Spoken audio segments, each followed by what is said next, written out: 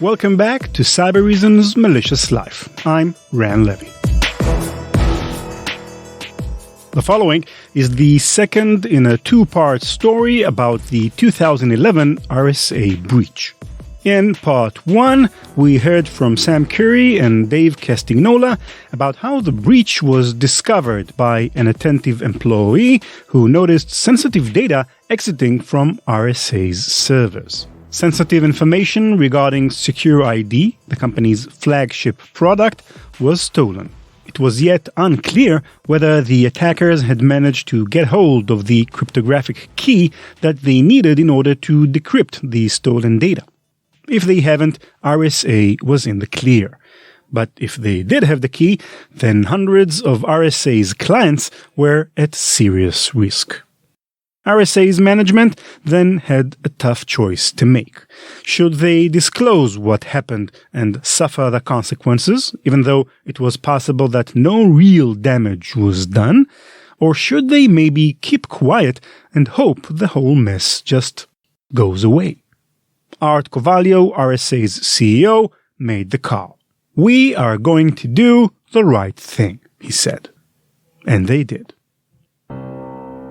History has a way of repeating itself. Last December, the New York Times reported a breach at FireEye. It was shocking for obvious reasons. Few entities in the world are as secure as a top cybersecurity company like them. It became an even bigger mess when they realized that the FireEye breach was just one small part of a much bigger SolarWinds supply chain attack. In the months since, experts have been trying to make sense of such a momentous event. A nation-state supply chain attack that even cybersecurity companies couldn't stop because they themselves were victims. It's unprecedented, never before seen. Sam Curry is the CSO at Cybereason and visiting fellow at the National Security Institute. I'd say the narrative is a security company gets hacked by a nation state and it leads to havoc in the world, and probably one of the first times when I think a very public security company, one that was tied into a lot of things, was seen to potentially be vulnerable as well. What Sam's just said there about fire... sorry listeners, slip of the tongue. I must be getting mixed up because the breach Sam's talking about happened 10 years ago. I think purely external perception was, how could this have happened? In 2011, Sam was the CDO at RSA Security. Like FireEye, RSA was a top cybersecurity company. Like SolarWinds, their software was basically everywhere, so they invested heavily in making sure it was secure. A week before the breach, I had a very, very well-known financial services customer in for a briefing, and they pointed to our security operations center, literally pointed to it and said, "I want that." But even the best security can usually be breached somehow. A week later, they said, "How could that happen to you?" And they were shaken to their core. I said it publicly at the time. We were probably a 9, 8, 9, maybe even a 10 out of 10 in terms of security capability, but even we got hacked. And so I think that also made people afraid that if it could happen to us, it could happen to anyone. It may seem like the big data breaches of today are unbelievable. That, of course, they didn't see them coming because they're so complex and novel. But when RSA was breached a decade ago, only the fine details were different. Their attackers used many of the same tactics that still work today. What they did was they effectively went after our HR partners, right? So they hacked upstream in our supply chain. Hacking RSA head-on would have been very difficult. Hacking a company close to them was not. They had much weaker security, and they had R&D capable of giving them enough to make it through that first crack in the armor. To breach the human resources company, the attackers used the oldest, best trick in the book. The initial access to the environment was from an email from a partner who was exchanging an Excel spreadsheet for recruiting back and forth. The email looked like it was coming from a partner, but of course it was not. And they had essentially embedded call it a backdoor, but effectively they silk threaded and forked another process when that Excel was opened. There was no, do you want to run this file? No warnings, no nothing. The malware triggered as soon as the file was opened.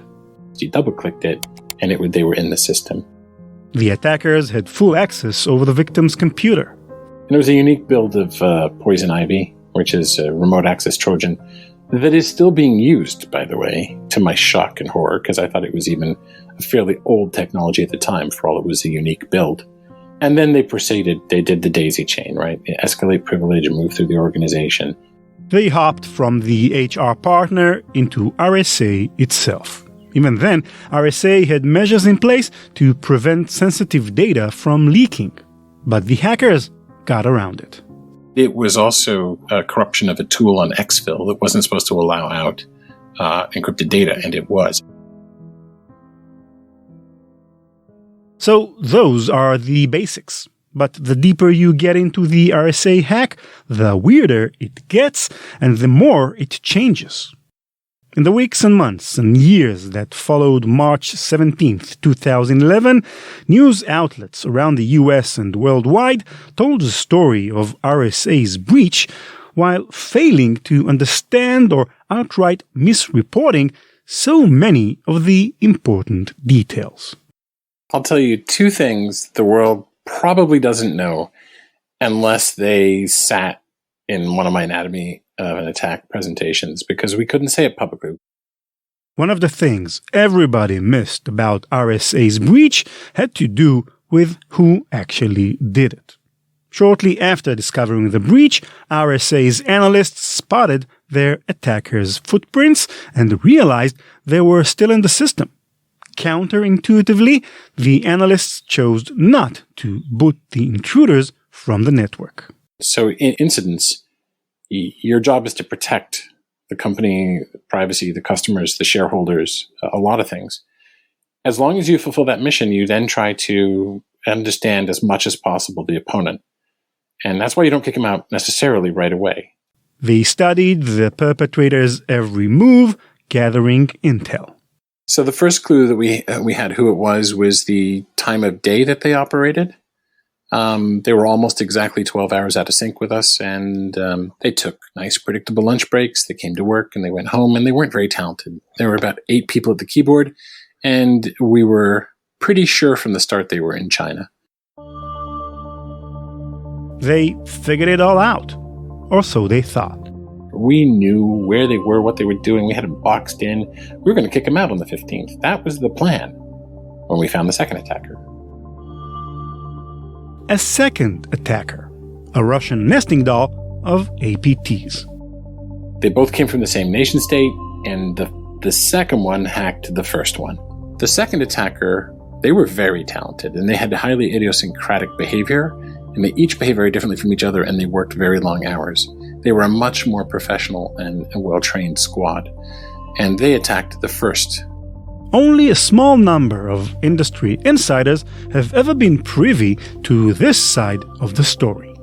What I learned as an observer in all of this is that it is hard to answer the questions of what happened and when in these breaches. And so, I've become a bit of a skeptic when the latest breach du jour makes the news, and everybody wants to, come up with a simple point the finger or blame a certain specific thing. It is extremely difficult to go back from a forensics perspective and really determine all of these things. That was a giant takeaway for me.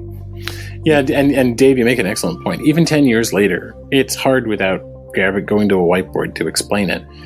But an excellent conclusion. I hear about breaches and I go, all right, the hype cycle is all about exposing a brand and shock and awe. My own wife, I said to her the other day, I said, there was a big breach recently. She goes, there's one every day, right? So the media is trying to catch these huge stories. And then I wait let me talk to somebody who's really there. Because unless you're on the inside, Nothing in the media gets it right. And a lot of the books written about it have gotten it wrong, including ours. People have gotten the story of the RSA breach wrong for years, over and over again, because they weren't in the trenches, because they didn't see what Sam and Dave saw. So it's Thursday morning, 9 a.m., and the news is let out into the world. What happens? Bedlam. It went crazy. We left off our last episode at the end of the workday, Thursday, March 17th, 2011.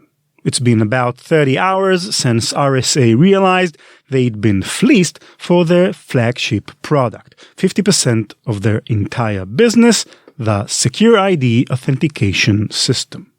The one thousands of companies around the world used to secure their most sensitive systems.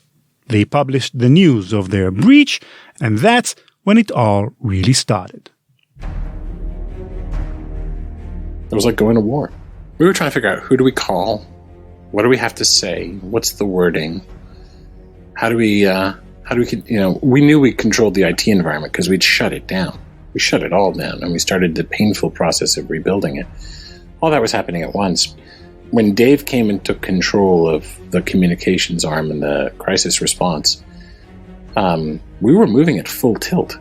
We had to build 8 departments, each with a job description, workflows, job task. We automated everything using one of our tools, the Archer tool, the GRC. Which wasn't designed for that, but yeah. It was not designed for it, no. And I'll never forget the moment on Friday night. We had a meeting, and it was literally a stand-up meeting that lasted 3 minutes. And we got done, and somebody looked at me, and they said, "What's wrong?" And I said, "I'm going to need a bigger boat. I need more people. I need way more people than I even thought about all day today. This is going to explode beyond anything." And they ran down the hall, and they said, "We're going to get volunteers. How many do you need?" And I'll never forget coming, 10 minutes later, looking down the hall and seeing 60 people. It looked like they were marching down the hallway in slow motion. Dave was now commanding an army. RSA employees from around the country were streaming into Bedford, Massachusetts by the dozens. What happens is that people don't leave when the going gets tough. You think they will. The day of the breach announcement was that entire building. There was, if you looked at it from the parking lot, looking in, every light was on, every room had meetings, and everybody was at that point just hard at work, working on their particular part of solving this problem. Within a week, out of at the time we had 2,400 employees, I think a full 1,200 stopped their day job and were doing just this. I remember those first few weekends as we just plowed through 7-day work weeks, and I would look out at the parking lot on a Sunday morning and see the entire parking lot of our campus full. And I remember somebody joking, saying, "I don't think there's any Chevrolets left at the rental car lots at Logan Airport."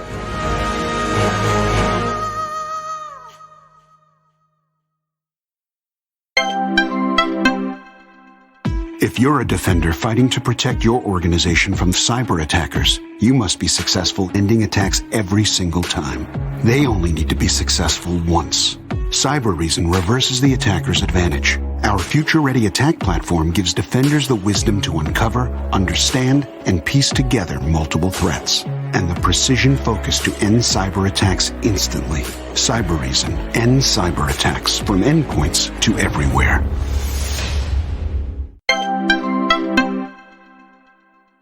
Few rental cars were left at Logan Airport, and few lights were off even in the overnight hours at the RSA building.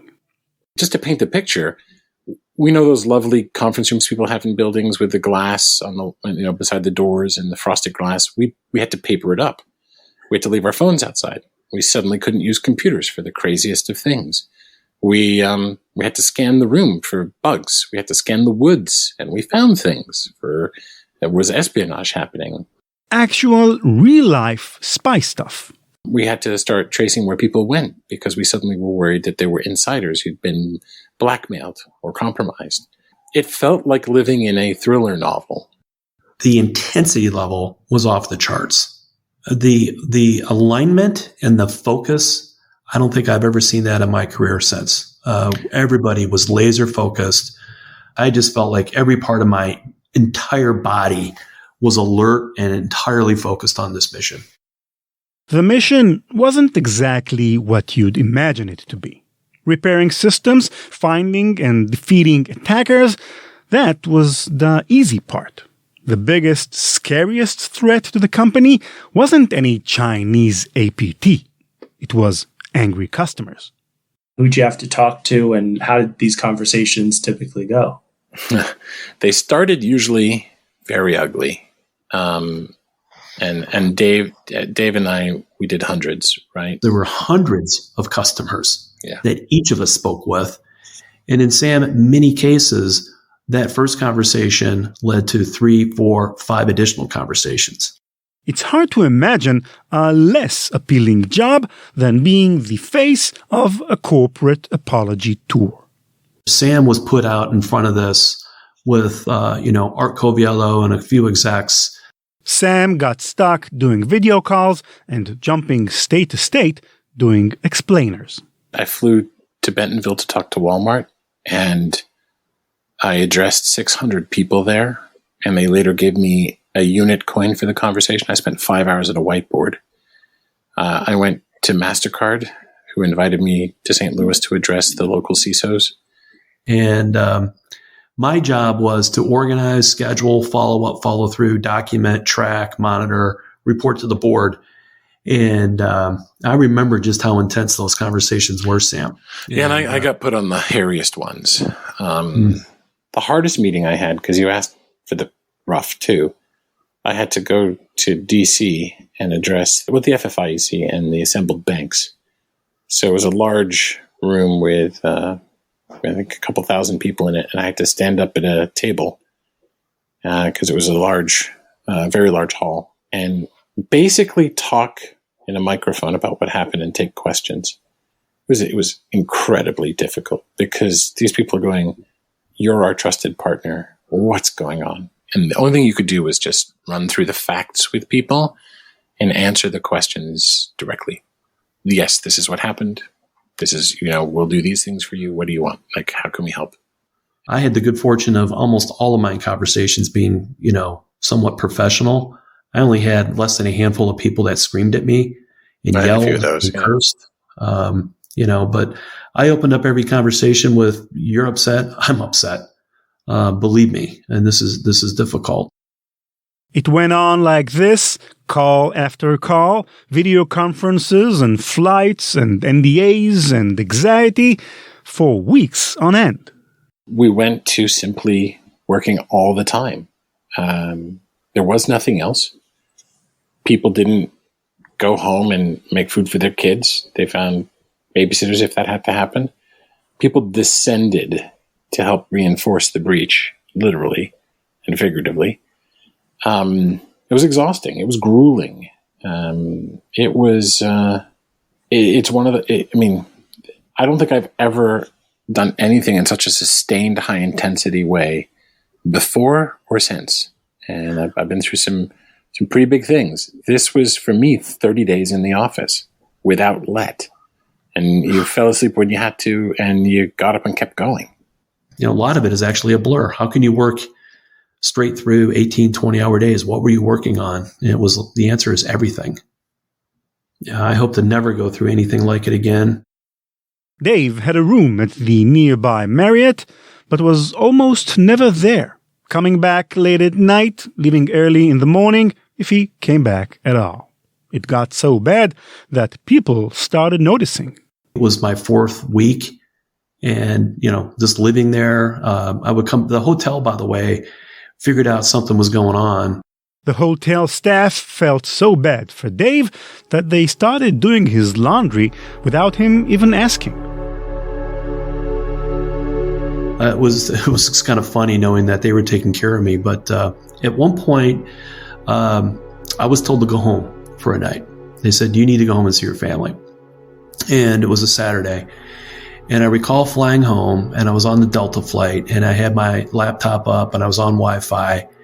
And I was just watching so much email come in. I was staring at my screen, watching email just come.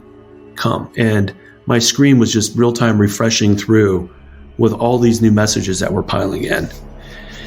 And I landed in Detroit, went home, had a phone call with a well-known entertainment company, and that person was not in a good spot. And we had a couple of phone calls that night. I went back, was looking at my computer, and it was Saturday evening, and I went upstairs, and my wife looked at me and said, "You're leaving." I said, "Yeah, I got a ticket on the 11:30 p.m. flight tonight. I'm flying back." It was all encompassing. It was everything. It was our entire life. Earlier in this story, Sam Curry said there were two things nobody in the world has known about the RSA breach prior to this Malicious Life episode. The first thing was that there were two attackers.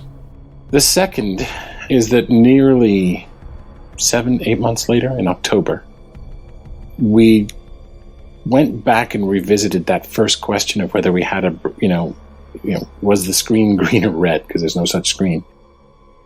What Sam's referring to by green and red here is the thing we never actually figured out, even this late in the story.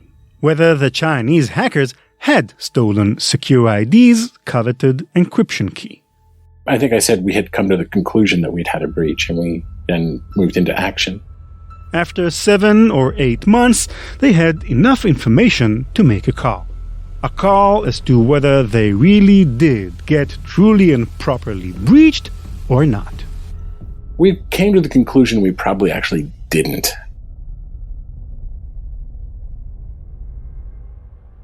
All those months of suffering, the hundreds of calls, the international media spotlight, the late nights sleepwalking back to their rooms at the Marriott, it turned out Secure ID was secure the whole time.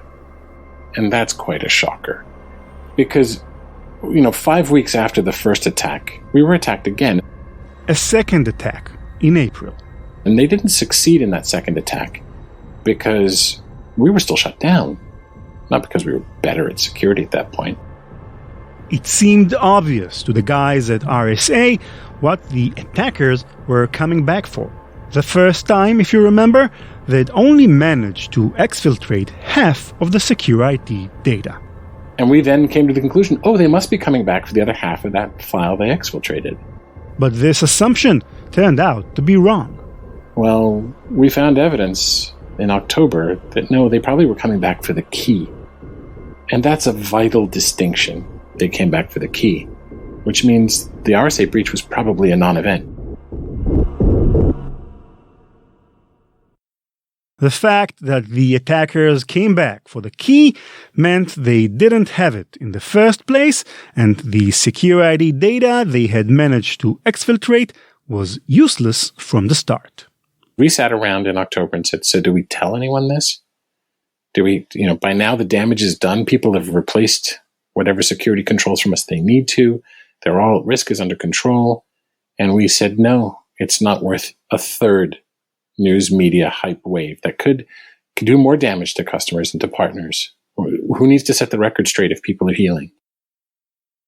In 2011, the world assumed RSA had been hacked because they had failed in their security.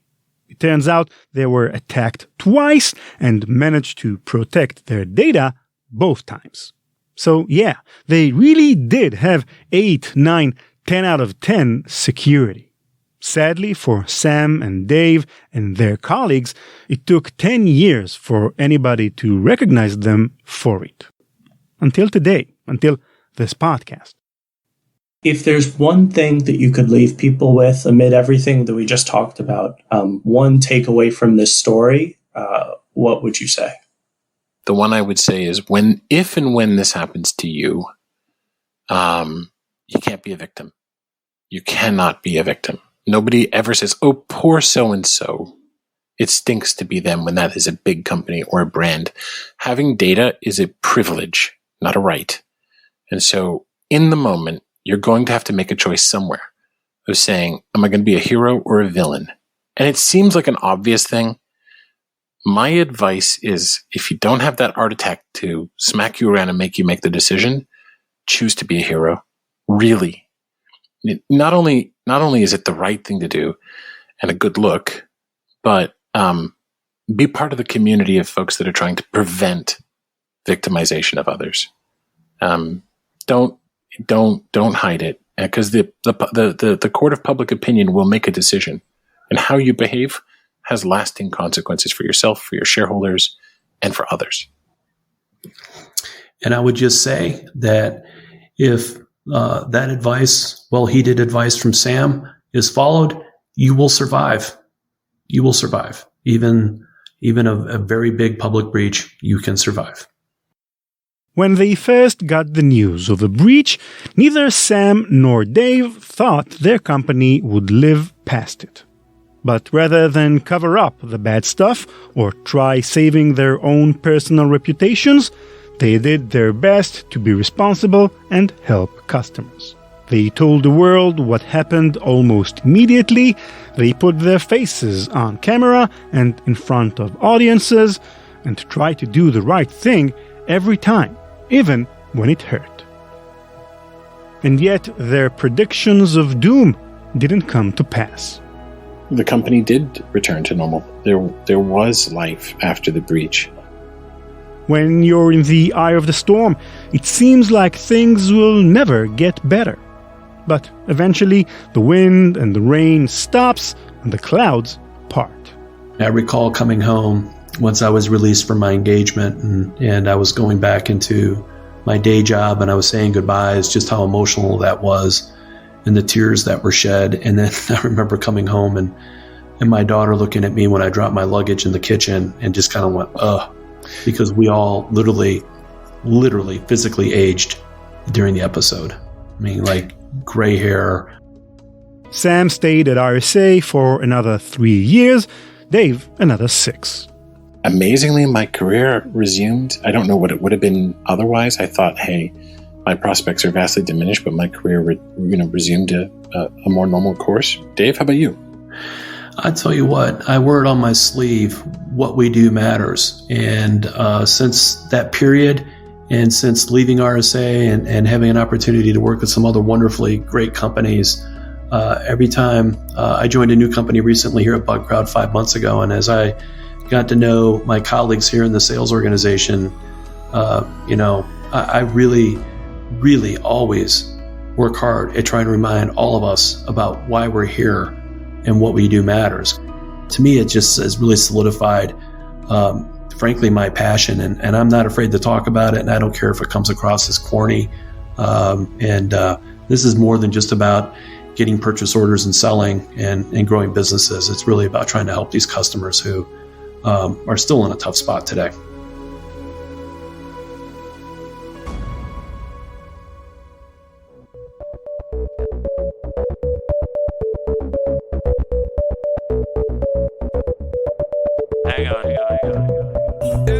That's it for the RSA mini-series. Thank you for listening. A big thank you to Andy Greenberg and Wired Magazine for working with us on this story, and also to Anthony Freed from Cybereason, who played a key role in making this episode happen. As always, our website is malicious.life, where you'll find all of our past episodes and full transcripts, and our Twitter is @maliciouslife, or mine at @ranlevi. That's RANLEVI. Cybereason's Malicious Life is produced by PI Media. Nate Nelson is our senior producer. Sound design by Benoha Bari. Thanks to Cybereason for underwriting the podcast. Learn more at cybereason.com. Bye-bye. CK Music.